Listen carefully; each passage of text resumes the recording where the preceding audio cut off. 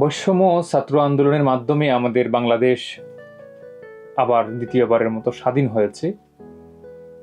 এই বিষয়ে আমাদের ফ্রান্সের বাংলাদেশ কমিউনিটির উদ্দেশ্যে কিছু কথা বলতে চাই। যে বৈষম্য ছাত্র আন্দোলনকারীরা বৈষম্য দূর করার জন্য, দেশকে সংস্কার করার জন্য এই মেধাবী ছাত্ররা তাদের রক্তের বিনিময়ে অনেক শহীদের পরে এই স্বৈর সরকারকে পালাতে বাধ্য করে সেই দেশকে তারা স্বাধীন করেছে। এটা আমরা কখনো বলতে পারবো না, এটা ইতিহাস হয়ে থাকবে। কিন্তু এই ছাত্ররা যখন আন্দোলনে নামে, ফ্রান্সের দুই একজন এই সংবাদকর্মী ছাড়া কাউকে তাদের পাশে দাঁড়াতে দেখিনি, বা এই নিউজগুলো প্রচার করতেও দেখা যায়নি। ইভেন তাদের কোনো ফেসবুক স্ট্যাটাসেও এই সহমত প্রকাশ করার মতো দেখা যায়নি। তবে এটা খুব দুঃখজনক ছিল। এই ব্যাপারে একজন ছাত্র ভাই আন্ডার এজে থাকে, তার মুখ থেকে আসলে শুনি আমরা যে এই সংবাদকর্মীরা কমিউনিটির জন্য কি করবেন এবং আগামী দিনের প্রজন্মের জন্য তারা কি রাখবেন, এমন একটি বক্তব্য সে দিতে চায়। আমরা তার বক্তব্যটি শুনি আগে। ন্যাশন চত্বর থেকে প্যারিসের 6 থেকে 7টি প্রোগ্রাম হয়েছিল।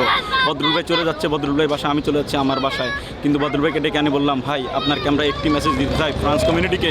ভাই আমরা ন্যাশন চত্বর থেকে সাধারণ শিক্ষার্থীরা আন্দোলন শুরু করেছিলাম, আজকে রিপাবলিক চত্বরে বিজয় উল্লাসের মাধ্যমে প্রোগ্রামটি শেষ করলাম।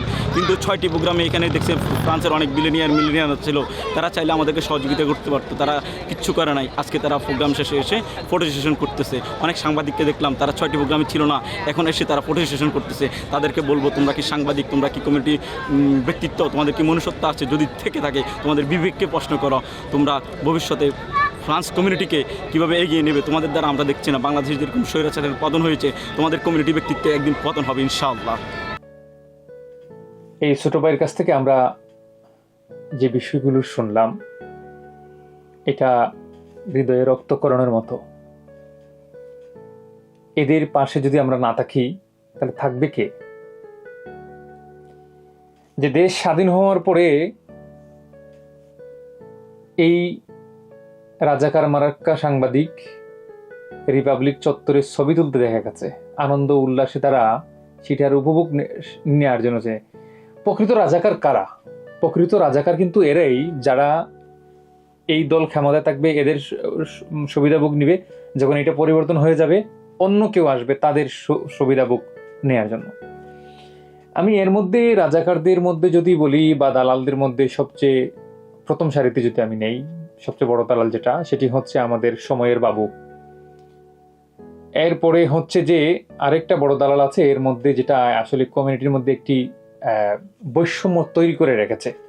এর মধ্যে উল্লেখযোগ্য একজন মানুষ, যিনি একসময় জামাতের নাম বিক্রি করে তিনি পরিচিতি লাভ করেছিলেন ফ্রান্সের মধ্যে। তিনি হচ্ছেন এখন আওয়ামী লীগের ছায়াতলে থেইকা আওয়ামী লীগ হয়ে উনি তার ফায়দাগুলা নিয়েছেন। যে মানুষ গত কিছুদিন আগে অন্যর বউয়ের সাথে পরকীয়া করতে গিয়ে পরে আমাদের আলী হোসেন ভাই ওনাকে উদ্ধার করে নিয়ে আসে। তিনি হচ্ছেন 20 টাকার বিক্রি হওয়া সাংবাদিক, নাম তাহের। এরপরে হচ্ছে কমিউনিটির যে একটি বৈষম্য শুরু হয়েছে, সেই জিনিসের মধ্যে সবচেয়ে দালালি এবং রাজাকার হিসাবে চিহ্নিত করা যায় মোসাদ্দেক সাইফুল ডে। ও হচ্ছে খুব মিষ্টিমুখী মানুষের সাথে মিশে কি হচ্ছে না হচ্ছে আমাদের প্যারিস দূতাবাসের ফার্স্ট সেক্রেটারি, যে সে হচ্ছে ভুয়া বিসিএস ক্যাডার থেকে ফাঁস করে যে সিস্টেম মতে আসছে, ওর কাছে তথ্যগুলো প্রচার করে আমাদের কমিউনিটিটাকে পুরো এলোমেলো করে রাখা হয়েছে, যেটা একটা সময় এটা ছিল না। এটা ইতিমধ্যে আমি বেশ কয়েকবার আলোচনা করেছি, যারা আসলে ফ্রান্সে থাকেন এবং ফ্রান্সের পূর্বে যারা, দূতাবাসের পূর্বেও যারা ছিলেন, যখন জন্ম হয়নি দূতাবাসে, তারাও বলছেন এইরকম দূতাবাস হওয়ার পরের থেকে যারা অফিসাররা আসছেন, আমরা এই বৈষম্যগুলো দেখি নাই। আমরা একই টেবিলে, একই স্টেজে, একই জায়গায় বসে আমরা মানে প্রোগ্রাম করছি, আলোচনা করছি, কথাবার্তা হয়েছে, কফি খাই, মানে খাচ্ছি, গল্প করছি, নানান অনুষ্ঠানে তারা অংশগ্রহণ করতেন। কিন্তু বর্তমান যারা আছেন, এরা আসার পর থেকে এমন একটি বৈষম্য শুরু হলো, আওয়ামী লীগের মধ্যে 2 পার্ট, সাংবাদিকদের মধ্যে 3 পার্ট, সাধারণ মানুষের মধ্যে আর তো বিভেদ নেই। এবং দূতাবাসে কোনো মানুষ যদি দলীয়ভাবে যায়, তাকে সার্ভিস দেওয়া হয় খুব ভালো করে। যারা সাধারণ মানুষ, তারা গেলে তাদের সাথে বিহেভ করা হচ্ছে, ঠিকমতো মিলছে না কোনো সার্ভিস। দেখেন, আসলে প্রকৃতপক্ষে রাজাকার কারা? রাজাকার এই মানুষই যারা সুবিধাভোগ নিতে চায়, দল পরিবর্তন হওয়ার পরে অন্ধ মানুষের মতো কাজ করে। প্রকৃতপক্ষে আসলে দুমুখী সাপ, এদেরকে চিহ্নিত করে রাখা দরকার। আমি আপনাদেরকে ক্লিয়ার একটা মেসেজ দিতে চাই যে আমি একজন সংবাদকর্মী, আমি কোনো দলের নয়, আমি জনগণের। আমি কারো চামচামি পছন্দ করি না। আজকে হয়তো আওয়ামী লীগ ছিল, সেই স্বৈর সরকার পতন হয়েছে, কালকে বিএনপি আসতে পারে। বিএনপি যে তা করবে না তার কোনো বিশ্বাস নাই। তবে ছাত্ররা যে আন্দোলনের ডাক দিয়ে তারা যেটা চেয়েছেন যে বৈষম্য দূর করার জন্য, সেটা যদি বাস্তবায়ন হয় তাহলে ঠিক আছে। এখন কথা হচ্ছে যে এরাও যদি দুর্নীতির সাথে জড়িত থাকেন, আমি বদরুল অন্তত যে তাদেরকে নিয়ে কথা বলবো, তাদের সাথে আমার কোনো আপোষ নাই।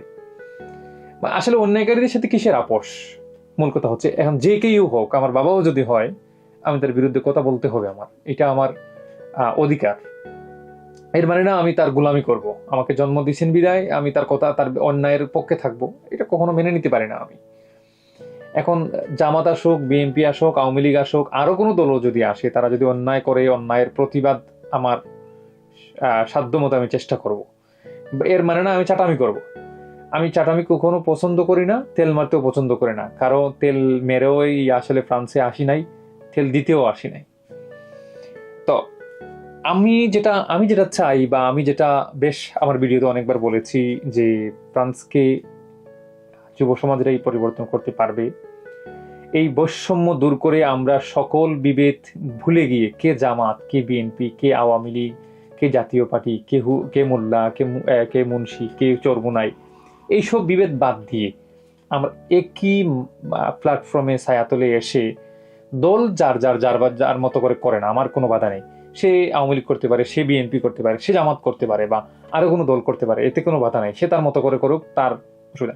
কিন্তু একই প্ল্যাটফর্মে থাকা, যেটা আমরা এখান থেকে এসে কাজ করে এই বাংলাদেশ কমিউনিটিকে এগিয়ে নেওয়ার জন্য এই প্রত্যাশায় কাজ করছি, এবং এই প্রত্যাশায় এগিয়ে আসার জন্য ফ্রান্স কমিউনিটির মধ্যে যারা আসলে পরিচিত বা কমিউনিটির কাজ করছেন, তাদেরকে এগিয়ে আসার আহ্বান জানাবো। এবং আমাদের দূতাবাসের মাধ্যমে যে একটা বৈষম্য তৈরি হয়েছে, সেটিকে আমরা ভুলে আমরা আসলে সকলেই আমরা বাংলাদেশি হিসাবে পরিচয় দিয়ে আমরা একসাথে কাঁধে কাঁধ মিলিয়ে কাজ করার আহ্বান জানাই।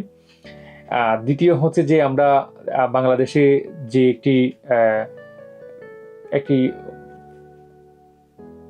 এমন একটি সময় যাচ্ছে, যেটা যদি বলি ক্লান্তিকার সময় যাচ্ছে, যেখানে আসলে ছাত্ররা এখন হচ্ছে যে পুলিশের ভূমিকা পালন করছে, এবং যারা ফল ফ্রুট বিক্রি করছেন, তারা বলছেন যে আগে যেটা এখন 30 টাকায় বিক্রি করা যাচ্ছে কিলো, সেটা হচ্ছে আগে আমরা বিক্রি করতে হতো 60 টাকা। কারণ পুলিশ এবং হচ্ছে যারা আওয়ামী লীগের ছিলেন, বিভিন্ন স্তরে তাদেরকে টাকা দিতে হতো।